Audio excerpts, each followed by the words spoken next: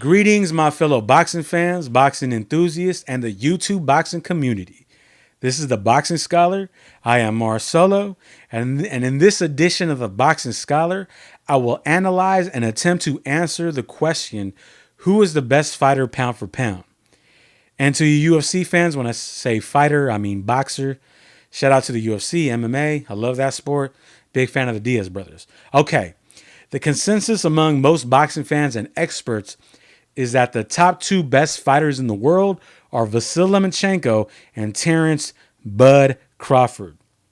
The ring, the Bible of boxing, is not the authority that it once was, but the ring is still an authority in boxing, and they rank Gennady Triple G Golovkin as their best fighter pound for pound.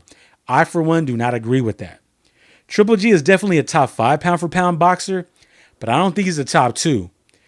The two best opponents that Golovkin has fought were Danny Jacobs and Canelo Alvarez. I thought Danny Jacobs deserved the decision against Triple G. It was a fight that could have gone either way. And I'm not saying it was a robbery, but I do think Jacobs won that fight. And I'm going to be in the minority on this one, but I thought Canelo won a razor close decision against Triple G. I know the majority of people thought Triple G won. I really felt the fight could have gone either way. The last few rounds were really close in my opinion, and ultimately a draw was the right decision. So yeah, I don't think Triple G is the best fighter pound for pound. The ring then ranks Terrence Bud Crawford as their number 2 fighter and Vasyl Lomachenko as their number 3. I think both of them are top 2. ESPN ranks Lomenchenko number 1, Triple G number 2, and then Crawford at number 3. Again, Loma and Crawford should be the top 2. HBO's boxing show, The Fight Game, ranks Lomenchenko and Crawford as their top 2. And I think they have it right. They have a Lomachenko number 1, Crawford number 2. I do think they got it right when it comes to their top 2 fighters. And finally, boxrec.com uses a point system for ranking fighters. It's not a perfect system, but it's a pretty in-depth point system. And they rank Canelo Alvarez as their number 1. I definitely do not agree with that one. They rank Loma as their number 2, Triple G as their number 3, and then Crawford as their number 4. Again, Lomachenko and Crawford are the 2 best boxers in the world. So let's break this down, starting with the nicknames. Vasyl High-Tech Lomachenko is nicknamed after highly advanced technology. He's a highly skilled technical boxer, and he has been called the Matrix because some of the stuff he does in the ring is not something you see very often. He's very fast. He looks like he sees things in slow motion. And as of late, after his victory over Guillermo Ringdao, he was given the nickname of Lomachenko because the last 4 opponents have quit, waved the white flag, and just wanted no mas. Now, as for Terrence Bud Crawford, his nickname is Bud. Yes, he is nicknamed after the son from Married with Children. but really, Bud is a childhood name given to him by family members, and a way that goes to show how much this guy's a people's champion. He's family oriented. He hasn't forgotten where he's come from, and he's still an important part of the community. He fights in his hometown of Omaha, Nebraska, and sells out the arena. He's truly a people's champion, and he's one of my favorite boxers, and in a way, he's every boxing fan's bud. All right, let's move on to the meat of this analysis. Let me share with you my criteria. I judge by using 4 categories: overall career achievements, like overall record, championship titles won, titles in multiple divisions, title defenses, and even longevity. Next is current activity. What have they done lately? What have they done the last couple years? And have they been active? Pretty simple. Next is a very important category: quality of opposition. Who have they fought? How many past, current, and future world champions have they faced? And when I say future, I mean, did the opponent win a world title after facing the pound for pound fighter that's being evaluated? After facing Lomachenko or Crawford. And of course, quality of wins against quality of opposition plays into that as well. And the final category is the eyeball test. How dominant do they win? What talents do they display? Their fighting style, their speed, their power, their defense, their offense, their skills, that off factor. how unbeatable do they look? So, all right, let's go and take a look at Lomachenko and Crawford's overall career achievements. Lomachenko has a record of 10 wins, 1 defeat, and 8 of those victories coming by knockout or stoppage. 10-1 looks more like a record belonging to an up-and-coming UFC contender than a world-class boxer. But I'll talk about that more in a little bit. Now, Terence Crawford has a record of 32 wins, no defeats, and 23 of those wins have come by knockout or stoppage. 32-0 is a pound-for-pound record. It looks really great on paper. Now, with that said, Lomenchenko has done a lot in just those 11 fights.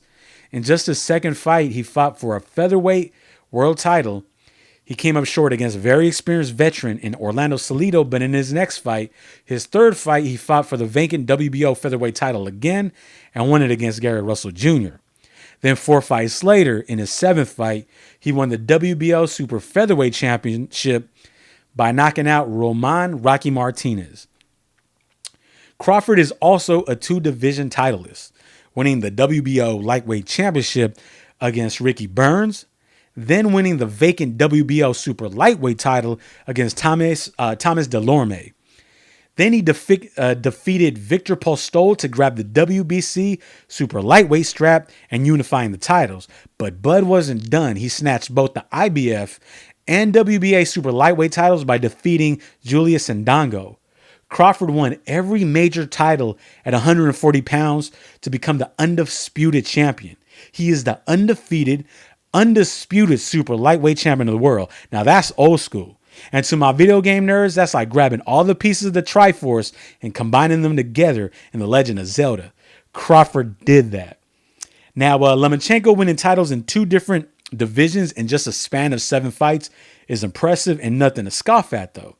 Loma tied the record for winning a world title in the least amount of fights in his 3rd fight.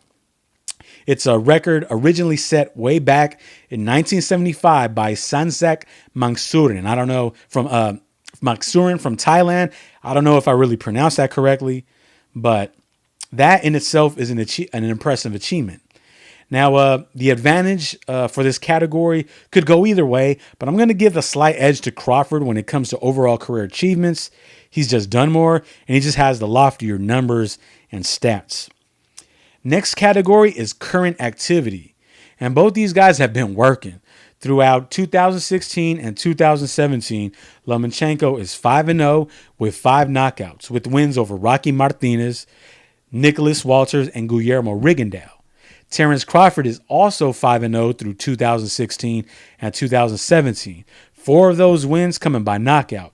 And Bud has wins over Victor Postol, John Molina Jr., and Julius Ndongo. Now, with that said, I'm going to transition over to the next category, quality of opposition. And Lomachenko didn't waste any time. In his pro debut, he fought an opponent with a record of 25 wins, 3 losses, and 15 knockouts. And then in the second fight, he fought Orlando Salido, who was a world champion and had well over 50 fights. Loma lost that fight, but who fights a top contender with over 50 fights in their second pro fight? And as mentioned earlier, Loma fought Gary Russell in his 3rd fight. But before I get to each fighter's top 3 opponents they faced, I wanted to mention a few of the contenders and other good fighters that they fought. Lomachenko knocked out Rocky Martinez, who was the champion at the time. And Loma also dominated and toyed with Jason Sosa, a fighter that was coming off a title defense of a title he won in an upset victory over then undefeated Javier Fortuna. The first time I remember seeing Terence Crawford fight was when he went up in weight in less than 2 weeks' notice to fight Colombian puncher Bradis Prescott back in 2013. Prescott had knocked out Amir Khan in the first round years earlier. Crawford boxed beautifully in that fight. He clearly won a decision over Prescott. Crawford also has victories over solid competition like Ricky Burns, Ray Beltran, Thomas Delorme, Hank Lundy, action fighter John Molina Jr., and gold medalist Felix Diaz. Now let's take a look at the top 3 opponents Lomenchenko has fought and the top 3 opponents Crawford has fought. Gary Russell Jr., in my opinion, is the third best opponent that Lomachenko has fought. He was a young undefeated prospect / contender with fast hands. At the time, Russell hadn't fought anyone of significance leading up to the Lomenchenko fight, but he was considered a talent with lots of potential. Lomenchenko fought him in his third fight and clearly won a decision. Russell is now a title holder with a few defenses of his title. The third best opponent Crawford has fought is either between Victor Postol or Julius Indongo. And I'm going to say Indongo only because Postol seemed like more of a threat at the time he faced Crawford. Indongo was the IBF and WBA super lightweight champion. He was tall, lanky, with an undefeated record. Terrence Crawford took care of him and dispatched of him in 3 rounds with a beautiful and debilitating left hand to the body. Now, comparing each fighter's third best fighter, I would say Russell was the more talented opponent, while Indongo was clearly the more accomplished. Crawford's victory over Indongo carries a bit more weight, though Russell has now shown how talented he is after losing to Lomenchenko, though. Now I'm gonna say the second best opponent that Lomenchenko has fought was Nicholas the Axeman Walters. At the time, Walters was an undefeated knockout artist that scored impressive knockout victories over Vic Darchinyan and Nonito Donaire a couple years prior. Lomenchenko dominated Walters and made him quit after 7 rounds. Victor Postol has to be the second best opponent Crawford has fought. Postol was coming off an upset knockout victory over the favored power puncher Lucas Matisse. And a couple fights before that, Postol was the first to stop and knock out Celsic Aiden, who was considered to have a sturdy chin. Terrence Crawford won a decision over Postol. The first few rounds were competitive, but then Crawford eventually started to pull away and box his way to a win. It wasn't the most entertaining fight for some fans, but Crawford clearly won it. Lomenchenko's victory over Walters, in my opinion, carries more weight than Crawford's win over Postol, mainly because Walters was considered much more dangerous. And personally, I think Walters is a better fighter. Now, when it comes to each fighter's best opponent, coincidentally, both opponents are Cuban. Lomenchenko's best opponent was Guillermo Rigondeaux from Cuba, and Crawford's best opponent, in my opinion, was Yorokis Gamboa from Cuba. Both Rigondeaux and Gamboa were undefeated, and both were highly touted amateurs with gold and their gold medalists.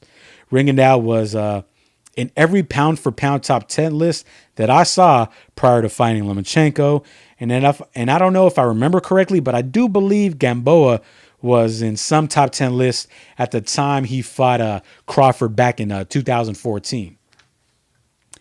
I think most fans would agree that Rigondeaux was the better fighter, and though he wasn't the most active, Gamboa wasn't exactly the standard for activity either. Rigondeaux was also the smaller and older opponent, but the way Lomenchenko dominated him was not something a lot of fans foresaw. Rigondeaux didn't really land anything. He never landed a clean left hand, and even if he was bigger, he still didn't land anything. Lomenchenko schooled him.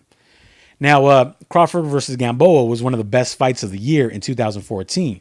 It had a lot of elements, knockdowns, changes of momentum, and even Crawford was wobbled at least once in that fight.